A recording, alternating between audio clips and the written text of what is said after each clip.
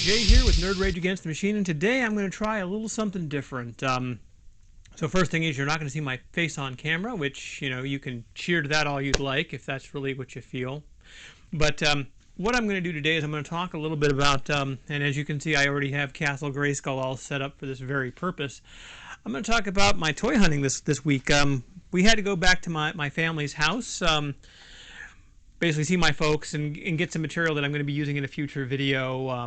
No information on that yet. I don't want to spoil anything. But and also see my mother-in-law, and my wife was pretty happy to be able to reconnect with some of her family for the day. And well, while we were there, of course, we had to do some toy hunting. Now, the town that my parents are in is smaller than mine, and it used to be that I would come up here in my high school years to look for the really cool, hard to find stuff. I mean, hey, we had a Toys R Us. Not the case anymore. Rest in power, Jeffrey Giraffe. Rest in power, my friend. But, it's been weird because, especially with Motu, it's been almost impossible to find anything good around here. It's mostly, He-Man, Skeletor, and maybe, 2 or 3 of those, and that's about it. So when we go down, I at least wanted to check. And so one of the things I did find that really excited me was this guy right here.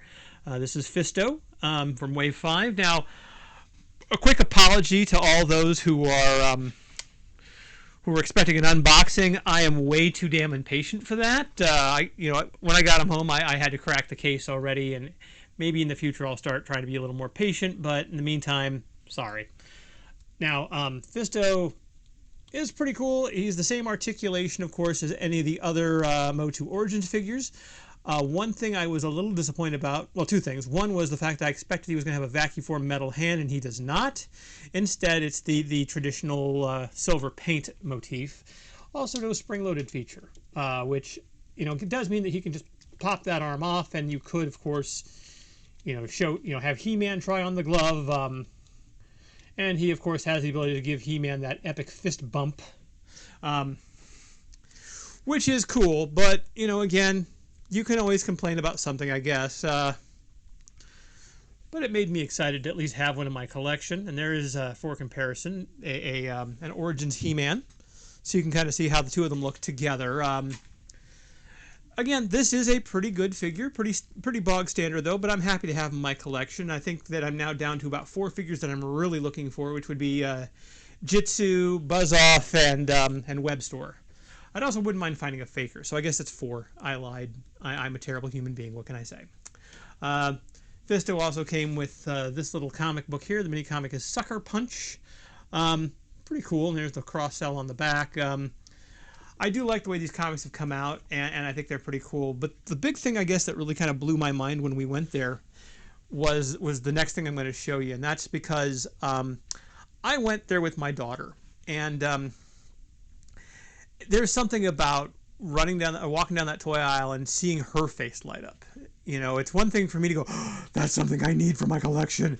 It's a whole different thing when she's the one doing it. And here's what he is. This is mine. This is not hers. Because she got the same thing. She got the motorcycle version, which is basically a repaint, which is one thing I thought was really cool. They did actually...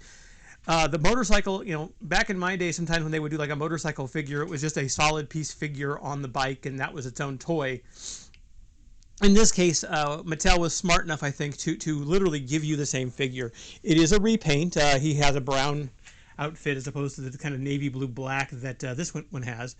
And it's a simpler paint job as well. The bracers on hers are a simple orange, and the sword is all yellow as opposed to the two-tone silver and gold that he gets. Now, as a collector, of course, it would be easy to again compare him to our Origins He-Man here and say, well, is he a really good figure? I mean, certainly he's not as proportionate as He-Man. And honestly, he doesn't have anywhere near the articulation. I mean, here's He-Man. He's got the wrist action. He's got, the swivel head. You can put him in so many battle poses, that is just, it's an amazing thing about these figures is just how posable they are, whereas this guy is not too far from being 5 points of articulation. His legs do go out, which is cool, and his waist does move. Otherwise, he would be that. But that is also one thing that was kind of cool. They brought back the Power Punch, called Power Attack now, but Hope he just knocked over his clone there, or his namesake. But the new He-Man does have the power punch. And the more I looked at this, and also with a daughter that's just, giddy with glee over these coming out, the more I thought about really the secret brilliance of the way that they've handled these lines. Now, I have not picked up any Revelations figures, not because I hate the show or anything, just because I'm collecting enough He-Man, in my opinion, and I haven't really felt the need to go there. But what they're really doing is kind of a three sizes thing here. You have the Revelations figures that are very beautiful. They're very well articulated. They look amazing. But they are set pieces. For someone my age who's in his 50s, who's looking for one of the best versions of He-Man or one of the coolest, more screen accurate fakers or Skeletors, that's a great line. But this line here is for my daughter. This is the line for those kids. While that Revelations He-Man is going to be sitting on your shelf, perfectly displayed behind a glass case, perhaps, he's going in the bathtub. He is going in the bathtub. He's going in the sandbox. He's going to be knocking over Legos and maybe even having tea with My Little Pony. Yeah, I know, scary, huh? But no, that's really where this line, I think, shines. It is a kid's line, and really it brings back kind of the secret brilliance, I think, of the Origins line, which is that there's our middle ground.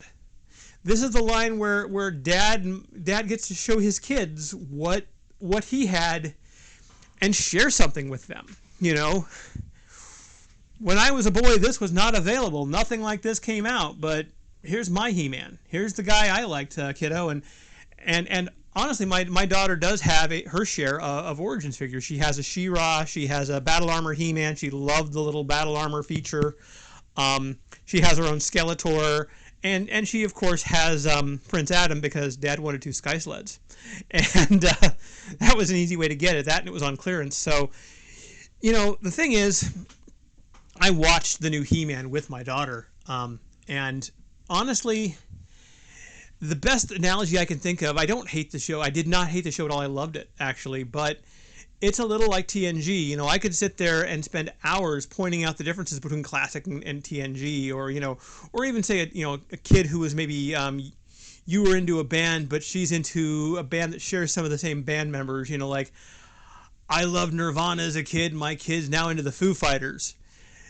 It's different. They're not the same. This is not the He-Man I grew up with, but there is a ton of shared DNA. There's a ton of things that these guys do have in common, and not just the muscly body kind of thing, but the idea that Prince Adam is He-Man in both versions. They do some changes. Probably one of the ones that blew me away as far as I can't believe they did it was that they gender swapped Ram Man, who is now a girl named Krell, who is also known as Ram Mam. And normally when she attacks something in the show, they do a kind of more like the Metroid Morph Ball attack with her, because she's not a very big character. She's not the big lumbering oaf that Ram Man was. But that's all well and good. Like I said, this is my daughter's show. This is not meant for me. It's meant for her. And I think that's really where this stuff shines. It shares enough of the DNA that I can sit and watch it. And yes, I could sit and point out things like, the way that they did, this, that, or the other. The Wind Raider is a huge Millennium Falcon style ship, which you could make a playset out of, versus the single seater that we got as kids. The fact that Orko is now a robot, and again, if you want to be the comic book guy and point out worst series ever and how they have ruined my childhood, yes, there is a lot of things you can point to, but it's all trivia. The same thing is true with the Marvel movies. You could point out, how Iron Man was actually fighting the Red Chinese, not in Afghanistan, but honestly, it makes more sense, and the big things, the important things are still there. The heroes versus villains aesthetic of the show, the magic and technology aesthetic of the show is still there and very much alive. My daughter loved the show, and when we finished it, she's like, I really want to see toys of this come out. And I'm like, well, who would you want? And it was like she was reading the credits to me. It's like, I got to have He-Man, I got to have Teela, I got to have Battle Cat, Cringer, I got to have Ram Mam, I got to have, You know, I mean, I swear if they'd have put the caterer in an action figure, she'd probably have wanted that too, or the on-set animators, the director, because she was just that enamored by it. So it is great to pass the torch, I think, and that's really where I feel this line has done well, and where I think that Mattel has done an amazing job. You know, again, in some respects, these guys will always be my masters of the universe, but there's room enough in this crazy world for a new one for our kids and for them to pass the torch. So with that, I can say, first off, I want to thank all my subscribers, everyone who's been out there, who's watched my stuff and who's subscribing. And, you know, I can't do this without you. I can't do this without people watching. And to the other communities. So with that, I'm going to say adieu, and I hope you enjoy this. And if you like this kind of video, let me know. Maybe I'll make more unboxings or okay, I already unboxed it because I'm an impatient little bastard kind of videos. But in the meantime, take care and have a good one.